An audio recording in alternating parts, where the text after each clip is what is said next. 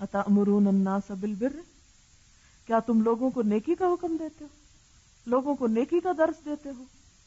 یہ کس کو کہا جا رہا ہے؟ یہودی علماء کو ہی خطاب ہے، لیکن پھر دوسرے درجے پہ ہمیں اپنی طرف بھی اس بات کو لینا چاہیے۔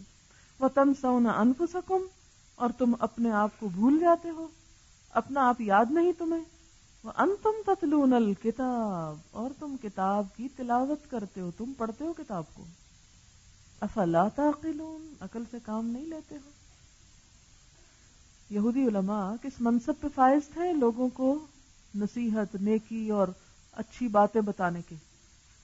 فرمایا ان کو تو تم بھلائی کی باتیں سکھاتے ہو، اور جب تمہارے سامنے بھلائی اور حق کو رکھا گیا تو تم اس کو قبول کرتے، ماننے سے انکار کرتے ہو۔ نبی صلی اللہ علیہ وسلم نے فرمایا جو شخص لوگوں کو بھلائی سکھائے اور خود عمل نہ کرے، اس کی مثال اس چراغ جیسی ہے، لوگ اس کی روشنی سے فائدہ اٹھا رہے ہیں لیکن وہ خود جل رہا ہے۔ آپ دیکھیں نا، کینڈل خود جلتی ہے اور دوسرے روشنی لیتے ہیں۔ یہ طبرانی کی روایت تھی۔ مسند احمد کی ایک روایت ہے، آپ صلی اللہ علیہ وسلم نے فرمایا میں لیلۃ الاسراء یعنی معراج کی رات کو کچھ لوگوں کے پاس سے گزرا کہ جن کے ہونٹ اور زبانیں آگ کی کینچیوں سے کاٹے جا رہے ہیں۔ میں نے پوچھا ہے جبریل یہ کون لوگ ہیں؟ قال هؤلاء خطباء امتک یأمرون الناس بالبر وینسون انفسهم، یہ آپ کی امت کے خطیب ہیں۔ نبی صلی اللہ علیہ وسلم کو معراج کی رات دکھائے گئے جہنم میں کچھ لوگ جن کے ہونٹ اور زبانیں آگ کی کینچی سے کاٹے جا رہے تھے۔ نبی صلی اللہ علیہ وسلم پوچھے یہ کون لوگ ہیں جن پہ یہ عذاب آ رہا ہے؟ فرمایا آپ کی امت کے خطیب جو لوگوں کو نیکیوں کا درس دیتے اور اپنے آپ کو بھول جاتے تھے۔ مسند احمدی کی ایک اور روایت ہے، ایک شخص کو قیامت کے دن لایا جائے گا، اس کی آنتیں نکل آئیں گی اور اس کے گرد چکر لگائے گا، اور جہنمی جمع ہو کر اس سے پوچھیں گے کہ حضرت آپ ہمیں تو اچھی باتوں کا حکم کرنے والے اور برائیوں سے روکنے والے تھے، یہ آپ کی کیا حالت ہے؟ وہ کہے گا افسوس، میں تمہیں تو بتاتا تھا لیکن خود کوئی عمل نہیں کرتا تھا، خود نہیں رکتا تھا برائیوں سے۔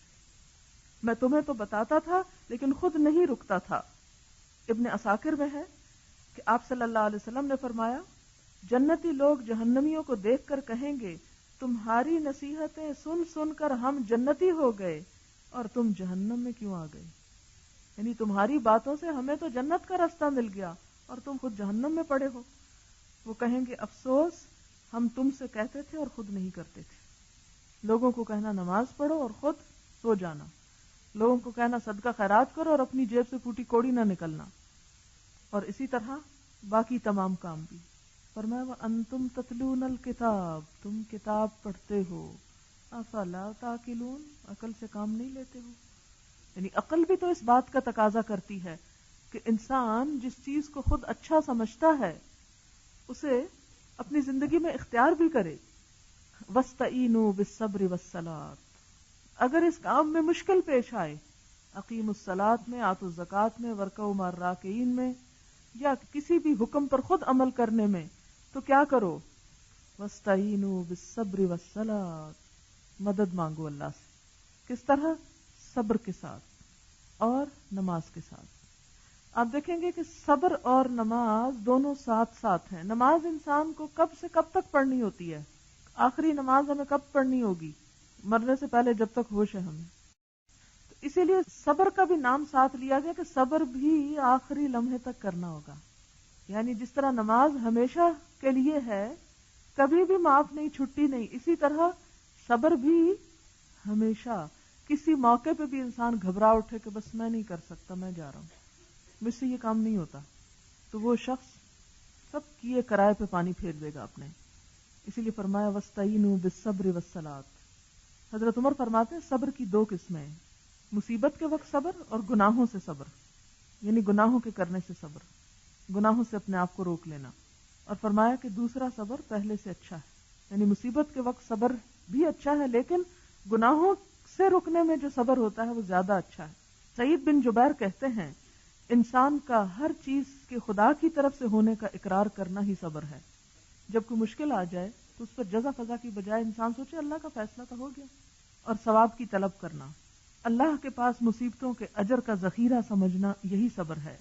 اور اس طرح نماز، نبی صلی اللہ علیہ وسلم کا طریقہ یہ تھا کہ جب کوئی آپ کو مشکل پڑتی یا غم آتا تو فوراً نماز پڑھنے لگتے تھے۔ جنگ بدر میں آپ دیکھیں نماز پڑھ کر سجدے میں پڑھ کے آپ نے دعائیں کی۔ خندق کے موقع پر، بدر کے موقع پر صحابہ کرام سو جاتے اور آپ نماز میں مشغول رہتے۔ ایک مرتبہ حضرت ابو ہریرہ کے پیٹ میں درد تھی تو آپ صلی اللہ علیہ وسلم نے فرمایا اشکم درد، فارسی بولتے تھے نا حضرت ابو ہریرہ، تو ان کی زبان میں ان سے بات کی تو انہوں نے کہا ہاں، تو آپ نے فرمایا اٹھو نماز پڑھو، اس لیے کہ پیٹ درد کا علاج نماز ہے۔ صحابہ کرام کا بھی طرز عمل یہی تھا۔ حضرت ابن عباس جو تھے ان کے بھائی قسم، قاف دو نقطوں والا قاف، فے میم، قسم کا انتقال ہوا تو اونٹ پہ سوار ہو کے کہیں جا رہے تھے، راستے میں پتہ چلا کہ بھائی فوت ہو گیا ہے، تو اس پر انہوں نے کیا کیا، اونٹنی سے اترے، اونٹنی کو ایک طرف باندھا اور وہیں نماز پڑھنے کھڑے ہو گئے۔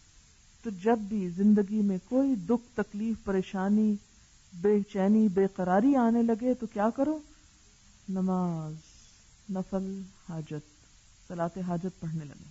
ہم بہت سا وقت ضائع کر دیتے ہیں اپنے نفس کو بہلانے میں، دل نہیں لگ رہا، اداس ہیں اور بڑی مشکلات ہیں، تو اس سے بہتر ہے کہ انسان نمبر ایک صبر کرے کہ ہر مشکل کے جانے کا ایک وقت مقرر ہے۔ کیا کوئی رات ہمیشہ رات رہتی؟ سویر ضرور آتی۔ تو اسی طرح زندگی کا کوئی دکھ، کوئی بھی بڑے سے بڑا، وہ ہمیشہ نہیں رہے گا، ضرور ختم ہو جائے گا۔ یہ یقین انسان کو اسے گوارا کرنے میں مدد دیتا ہے۔ اور دوسری طرف نماز، وَإِنَّهَا لَكَبِيرَةٌ، اور نماز بڑی بھاری ہے، اتنا آسان نہیں ہے نماز پڑھنا، اور خصوصاً نفل پڑھنا، إِلَّا عَلَى الْخَاشِعِينَ، مگر جھکنے والوں کے لیے، جن کے اندر خشوع ہے ان کے لیے نماز آسان ہے۔ وہ کون ہیں جن کے اندر خشوع ہے؟ بظاہر عاجز مسکین بننے والے نہیں، الذین یظنون، جو یقین رکھتے ہیں۔ یہ ظن کا دوسرا معنی کیا؟ یقین۔ کیا یقین رکھتے ہیں؟ انہم ملاقو ربہم، کہ وہ اپنے رب سے ملاقات کرنے والے ہیں، وانہم الیہ راجعون، اور وہ اسی کی طرف لوٹ کے جانے والے ہیں۔ اب یہاں پر یہ ساری چیز کیوں ریلیٹ کر دی گئی؟ ذرا تھوڑی دیر کے لیے غور کریں، ایک سے ایک چیز ریلیٹ کر رہی۔ آپ کو دین کا کوئی کام مشکل لگ رہا ہے، ٹھیک ہے، نماز ہی پڑھنا مشکل لگ رہا ہے، عادت نہیں ہے پڑھنے کی، یا صبح اٹھنے کی عادت نہیں، پڑھتے تو ہیں مگر سورج نکال کے، کئی لوگوں کی یہ مشکل ہوتی ہے، وہ کہتے سب کچھ کر سکتے ہیں، صبح نہیں اٹھ سکتے مثلا۔ اب جب انسان یہ سوچتا ہے کہ میں نہیں کر سکتا، ظاہر ہے اسے کرنے کے لیے کیا چاہیے؟ صبر چاہیے، اپنے آپ کو روکنا پڑے گا، کنٹرول کرنا پڑے گا، گناہوں کے ترک کرنے کے لیے صبر چاہیے۔ اب وہ کہتا ہے میں صبر بھی نہیں کر سکتا، اب اس کو سوچنا چاہیے کہ وہ بھاگے گا کہاں، جانا کہاں ہے اس نے۔ الذین یظنون انہم ملاقو ربہم، بالآخر تو رب سے ملاقات ہونی ہے نا، بھاگے رب سے، وانہم الیہ راجعون، اور اسی کی طرف لوٹنا ہے، کوئی اور ہمارا ٹھکانہ نہیں۔ مثلا بعض اوقات ماں باپ ہمیں کوئی بات کہتے ہیں مانو، تو ہم کہتے ہیں نہیں ہم نہیں مانتے، ہم ان سے منہ موڑ کے ادھر ادھر چلے، ادھر کھسک جاتے۔ بعض بچوں کو ماں باپ کہتے ہیں نماز پڑھو، ادھر چھپ چھپا کے پھر تھوڑی دیر بعد یہ شو کرتے جیسے پڑھ لی اور سامنے آ گئے، چلے ماں باپ سے چھپ گئے، ان کو دھوکہ دے لیا، کہاں جائیں گے؟ ہے کوئی جگہ؟ اللہ سے تو بچ کے کہیں نہیں جا سکتے۔ اسی لیے فرمایا کہ یہ کام ان لوگوں کے لیے آسان ہو جاتا ہے جنہیں یقین ہے کہ رب سے جا کے ملنا ہے اور رب کی طرف ہی لوٹنا ہے۔ پھر دوبارہ خطاب، یا بنی اسرائیل اذکروا نعمتی التی انعمت علیکم۔ اچھا یہ دوبارہ کیوں خطاب کر دیا؟ ایک دفعہ کافی نہیں تھا؟ پھر احساس دلایا گیا، دیکھو میری نعمت یاد کرو جو میں نے تم پر کی، اور کیا میں نے تو تمہیں سارے جہانوں پر فضیلت دی تھی، تمہیں تو دنیا کا امام بنایا تھا، لیکن تم نے نافرمانیاں کر کے اپنی عزت و وقار کو خاک میں ملایا۔ موسیٰ علیہ السلام نے کہا تھا نا وَإِذْ قَالَ مُوسَىٰ يَا قَوْمِ اذْكُرُوا نِعْمَتَ اللَّهِ عَلَيْكُمْ إِذْ جَعَلَ فِيكُمْ أَنْبِيَاءَ وَجَعَلَكُمْ مُلُوكًا وَاتَّقُوا يَوْمًا لَا تَجْزِي نَفْسٌ عَن نَفْسٍ۔ اب سمجھانے کا ایک اور انداز ہے، اور ڈرو اس دن سے جس دن کوئی شخص کسی کو کچھ بھی کام نہ آئے گا، کوئی کسی کا بدلہ نہ دے گا، کوئی کسی کو فائدہ نہ پہنچائے گا، وَلَا يُقْبَلُ مِنْهَا شَفَاعَةٌ، نہ کسی کی سفارش قبول ہوگی۔ اصل میں یہود اس عقیدے میں مبتلا تھے، ان کے ہاں عقیدے کی ایک اور خرابی یہ ہو گئی تھی کہ وہ جو نیک لوگ ہیں نا وہ ہمیں بھی ساتھ چھڑا لیں گے۔ ہمارے مسلمانوں میں بھی اب یہی بات ہو گئی، کچھ بزرگوں پر ایمان رکھتے ہیں کہ وہ ہمیں بھی بچا لیں گے، اور میں کوئی کسی کو نہیں بچائے گا، کوئی کسی کو کوئی بدلہ نہیں دے گا، کوئی کسی کے کام نہیں آئے گا۔ پھر دوسرا ہمارے ہاں بھی کیا خرابی ہو گئی کہ نبی صلی اللہ علیہ وسلم کی امت ہے، اس لیے ہم جو بھی کریں آپ کا فرض ہے آپ ہماری سفارش کرائیں. شفاعت برحق ہے، لیکن کبھی آپ نے سوچا شفاعت کس کے لیے ہوگی؟ شفاعت ان کے لیے نہیں ہوگی جو نبی صلی اللہ علیہ وسلم کے بعد خود ساختہ دین گھڑ لیں، بدعات کو رواج دیں. ان کو تو جب وہ قیامت کے دن آپ کے پاس آ رہے ہوں گے تو روک لیا جائے گا، دیوار حائل کر دی جائے گی. آپ کہیں گے میری امت، فرمایا جائے گا یہ آپ کی امت نہیں، آپ کو نہیں معلوم انہوں نے دین میں کیسے کیسے نئے کام ایجاد کر لیے تھے.